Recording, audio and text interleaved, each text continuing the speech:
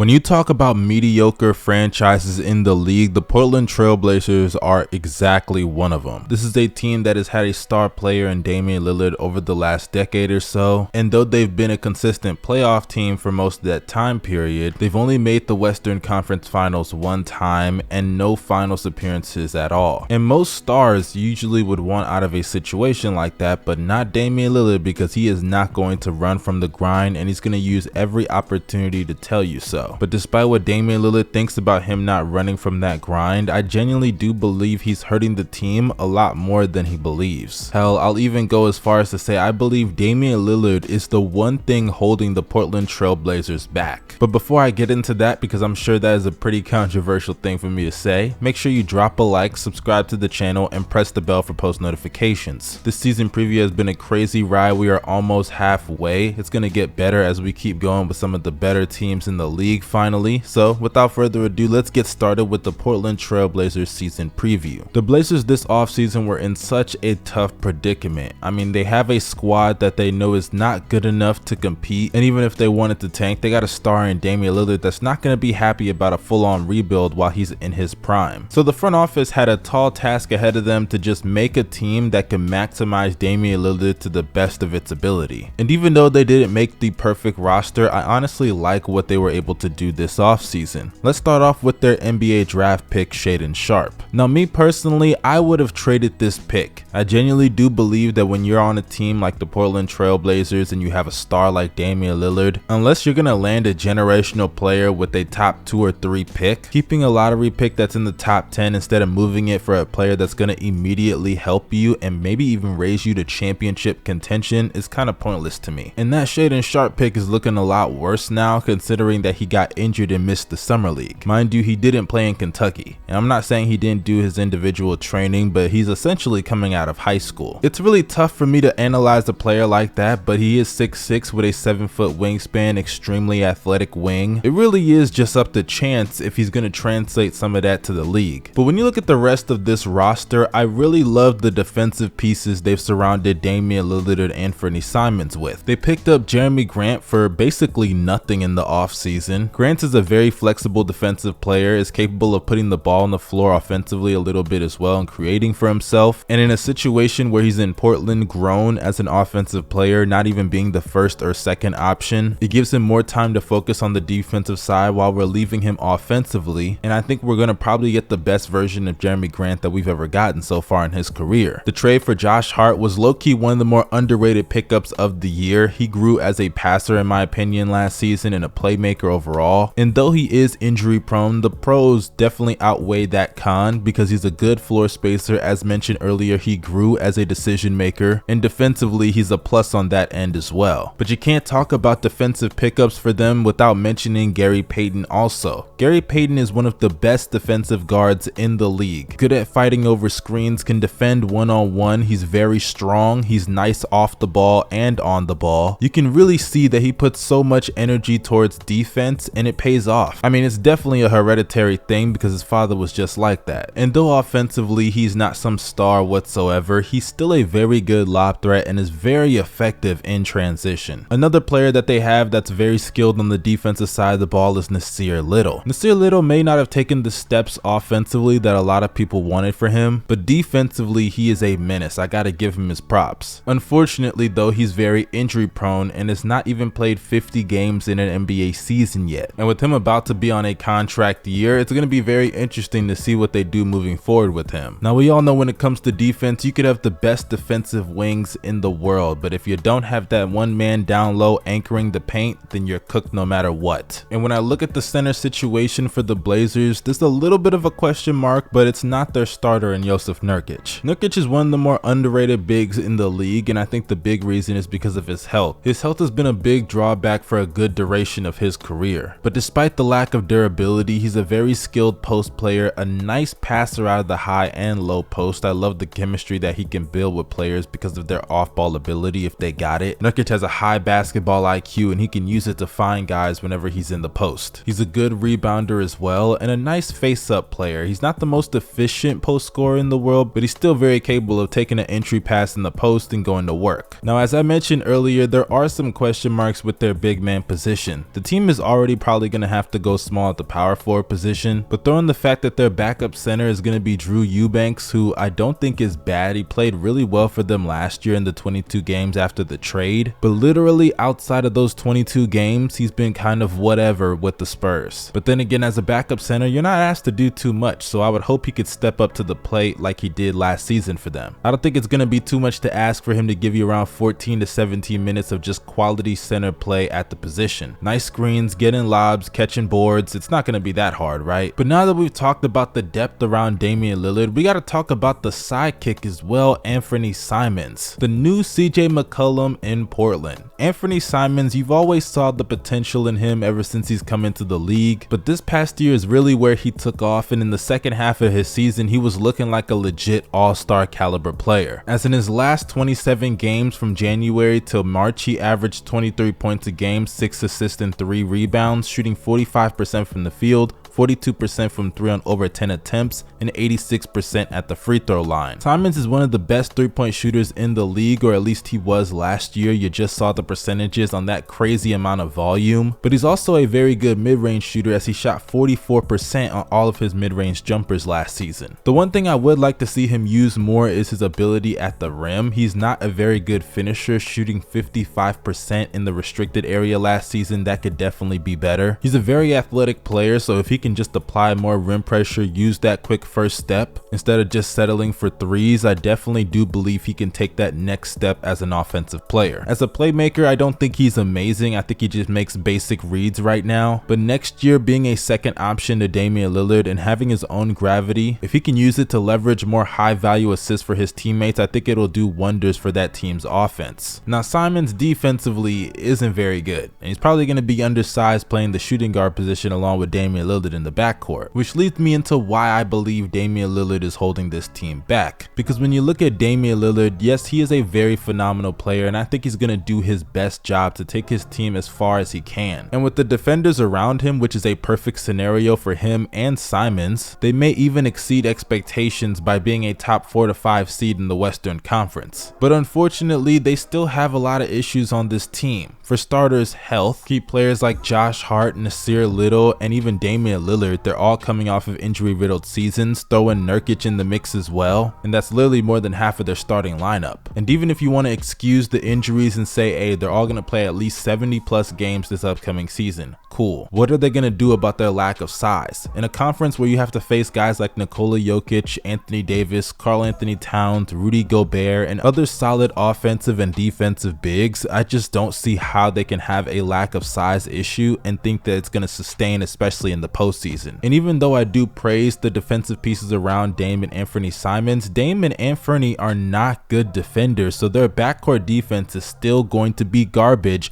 just like the Damian Lillard and CJ McCollum era. And a part of me doesn't even blame the front office for this, because they're kind of just stuck in this situation. Damian Lillard has made it clear that he wants to retire as a Portland Trailblazer, and he's obviously still in his prime, or at the bare minimum at the end of it. The Blazers can't just come up out of nowhere and just trade him without his consent. That's going to look horrible on that front office, and they're never going to attract any type of stars there, even though they're more than likely never going to do that anyways. I truly do believe that Damian Lillard, as great of a player he is, he cannot elevate this team towards championship contention. Hell, it's even hard for him to elevate them to playoff contention. And because they're now stuck in this limbo, they are in one of the worst places to be in the NBA. Middle of the pack, and I'm talking bottom of the middle of the pack. A team that's not good enough to compete, but you're not bad enough to tank. NBA purgatory is the worst thing to be in this league, and what's crazy is that they have a team that if they started a rebuild, they could get so much back for Damian Lillard that they'd be the exact same team in the NBA that they are right now. But at least then they would have picks to compensate for the fact that they're middle of the pack in purgatory. Anfernee Simons is only 23 years old. If they really wanted to move on from Dame, they got a young little Dame in his place. And even if they did move Dame and drop to the bottom of the Western Conference, is that not better? At least you know you have a direction, which is getting a high lottery pick. They really had the opportunity to secure a really good package with Damian Lillard, because they could have moved him along with the pick in order to get somebody in return, or just a bunch of pieces in return for him. But because Dame doesn't want to leave and he wants to stay with the grind, I don't see that happening happening anytime soon. And it is a small market team. You don't want to piss off your fans by moving on from a star like Damian Lillard, especially if you don't have a guaranteed replacement. I love Dame. I definitely think he's got a lot left in the tank. It's just sad that he's going to use that tank on a team that's not going to go anywhere and would be better off if they just traded him. But hey, that's just my opinion, you guys. If you guys disagree, let me know down below in the comment section. Make sure you like, share, and subscribe. This is your boy Young Mustard signing out. Peace.